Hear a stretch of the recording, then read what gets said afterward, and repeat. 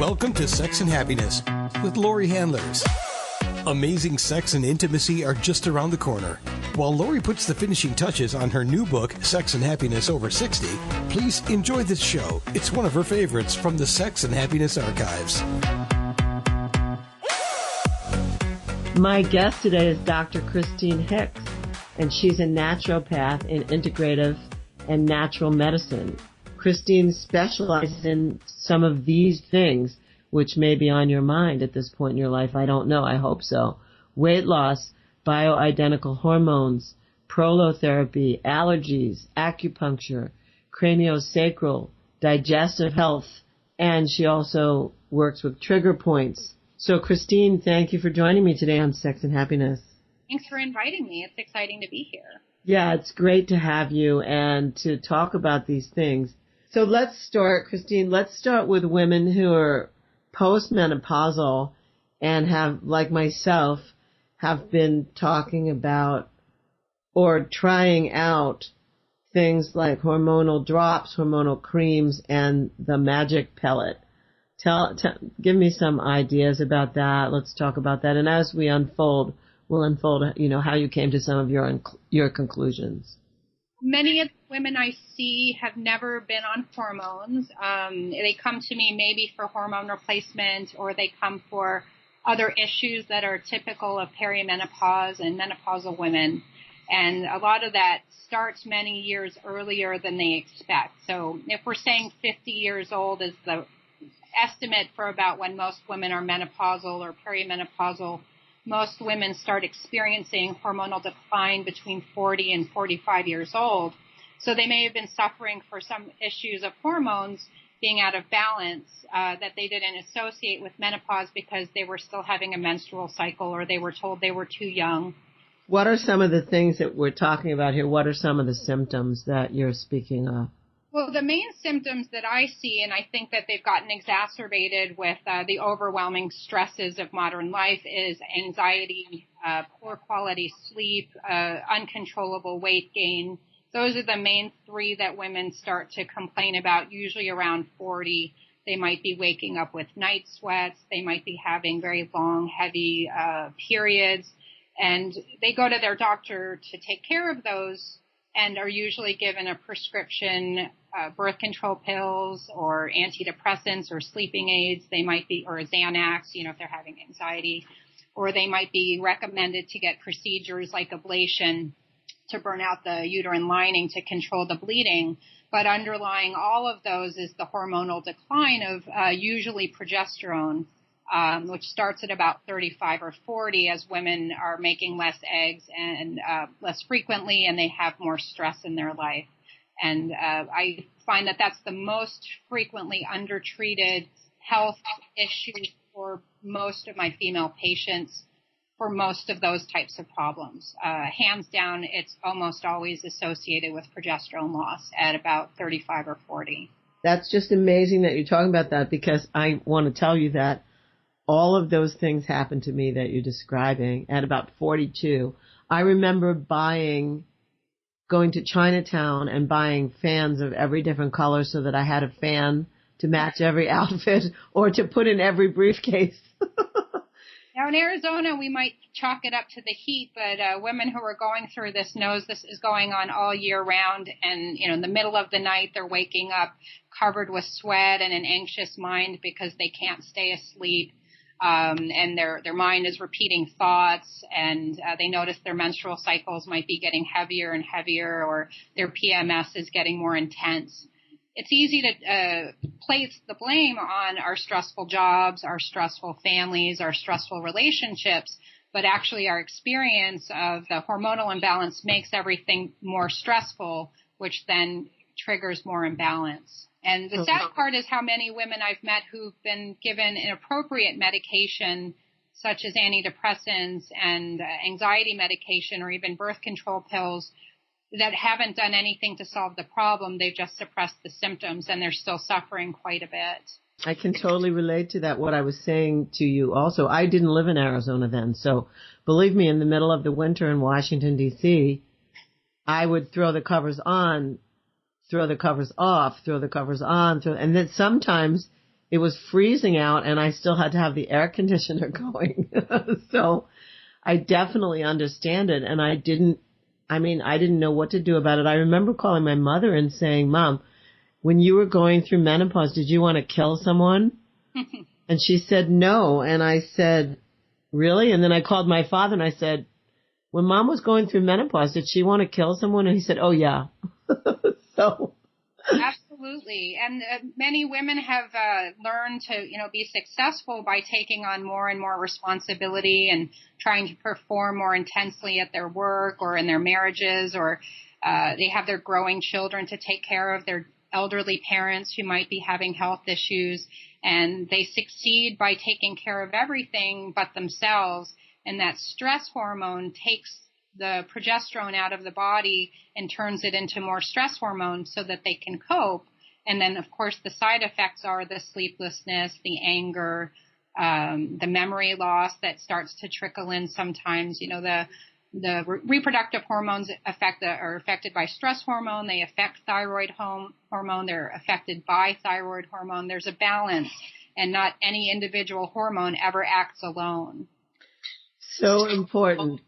That is so important to know. So the stress, so it's the thyroid. What about the adrenals? Well, the adrenal hormones, there's a number of them, and they do different things related to, you have your main stress hormones, adrenaline, noradrenaline, or epinephrine, norepinephrine. They're more or less the same. Cortisone, cortisol, which we hear a lot about with the stress hormone, and then we have blood pressure hormones that regulate that. Those are a different set of hormones. And then our sex hormones also come from the adrenal glands. So our adrenal glands are our powerhouses, and that's where everything that we need to survive in the hormonal sense is mostly manufactured there. And adrenal stress is not treated or even recognized in modern medicine by regular doctors. And by regular doctors, I mean MDs and DOs who are in the allopathic medical system. But adrenal stress has long been noted for 80 years or more as the imbalances from chronic stress that lead to all these downstream problems that we're talking about today. The scope of what we're talking about is enormous, and it affects so many people, and we're just talking about half the population, which is women. We'll get to something about men as well. I want to know, what would you do first? Let's just talk about the first. Is it a blood panel? If a woman is suffering from any of these symptoms that we've talked about, and a doctor is about to prescribe an antidepressant, what would be the first thing that you would say to do? When I meet a patient, sometimes when they're coming to me, they already know they have a hormone problem, and I assess pretty quickly what direction we're going based on a few simple questions about whether or not they still have a period, what their period is like when they get it, because if they're not having a period anymore, we might still have problems, but a 50-year-old woman and a 35-year-old woman are in a different phase of their life with their hormones. And so first we figure that out. I assess their stress levels. I assess whether or not they're in a supportive relationship, what their family life is like, because I can't take on the responsibility of them reducing their job stress or having marital counseling, but I might suggest that it'll help them cope better, because adding hormones doesn't make the difficulties go away. But initially we have a conversation about what can be changed, and then do an assessment for thyroid hormones, the adrenal sex hormones, cortisol. Vitamin D is a big one. It's in the same category of hormones actually as the other hormones we're assessing. And so vitamin D deficiency has a huge impact. And then other things that might be insidious, like a long-term infection or anemia, that are exacerbating these. So I always check for that, because women, particularly with heavy periods, often have a secondary problem of anemia, and that will make them feel vulnerable as well, and a lot of anxiety.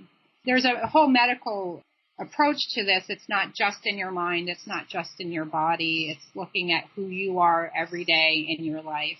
And then we test appropriately from what you answer. So that's why this is called Integrative and Natural Medicine. We look at everything. I love that.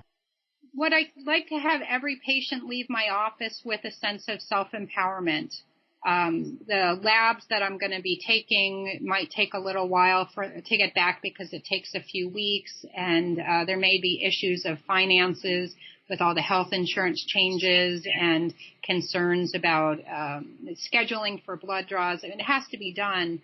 But I know that between the first visit and the next visit, I want my patient to experience self-empowerment and positive change.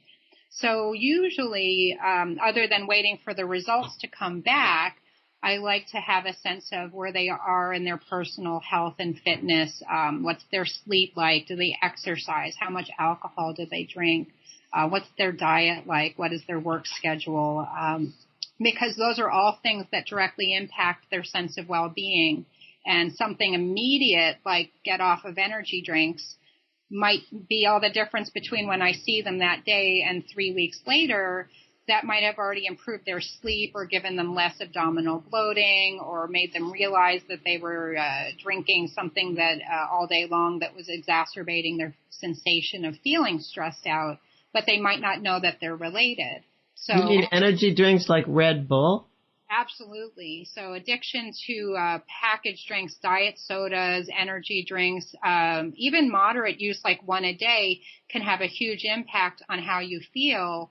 And although we feel that they help us cope with stress, a lot of things actually make our experience of stress worse because they shut down our adrenal glands' ability to respond to stress appropriately. Alcohol in women don't mix very well, and as we get older, our ability to metabolize it drastically reduces as our hormones decline. And although there's not much we can do about that with our ability to handle it, understanding that our use tolerance is actually going to decline pretty rapidly is important because alcohol absolutely makes hot flashes worse, night sweats worse, vaginal dryness worse, and increases a sense of anxiety and depression in people that are vulnerable to that. What about coffee? Well, coffee I love.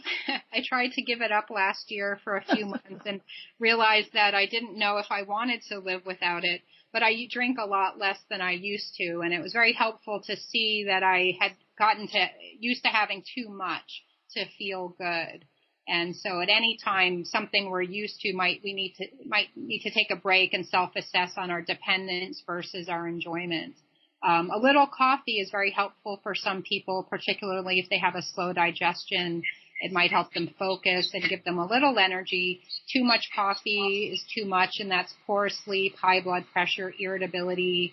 And coffee or not, concentrated caffeine in sodas and other sources is almost universally worse. But if you're drinking 6 lattes a day, you have a problem for many reasons. Probably 1 or 2 cups of coffee or half-calf coffee in the morning is pretty reasonable for most people. If it's not reasonable for you, though, you should stop. Very important. So now they get a blood panel done as well. You've assessed the way their life is going. You've assessed the stress in their life. You've assessed how they are in their job and what's going on in their home and all the other symptoms that we're talking about. And now they get a blood panel, and then what? Like, what are the kinds of things that you're looking for in a blood panel? Well, we always go back to the first visit. So when I interview a patient, I have them self-assess verbally their energy level. Are they experiencing hot flashes, night sweats, vaginal dryness, pain with intercourse? Can they have an orgasm? If they can still have an orgasm, does it take a lot of work? Is it difficult?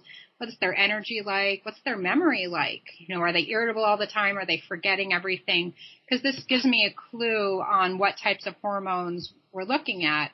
And then when I get the labs back, I still talk to them if we've made some changes, what's changed. So maybe they cut out the coffee in the afternoon and now they're sleeping better, so that'll be a huge component. And maybe they cut out the coffee in the afternoon and now they're falling asleep at 4 p.m. and that tells me about adrenal fatigue.